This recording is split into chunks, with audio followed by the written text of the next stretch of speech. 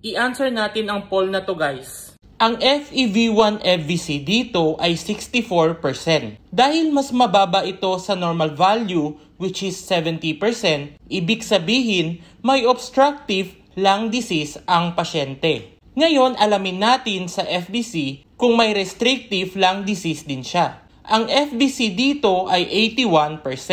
Dahil nasa normal value ang FVC ng pasyente, ibig sabihin wala siyang restrictive lung disease. Obstructive lung disease lang talaga ang sakit nitong pasyente. Ngayon, alamin natin kung anong severity ng obstruction. Para malaman natin ang severity ng obstruction, tingnan natin ang FEV1.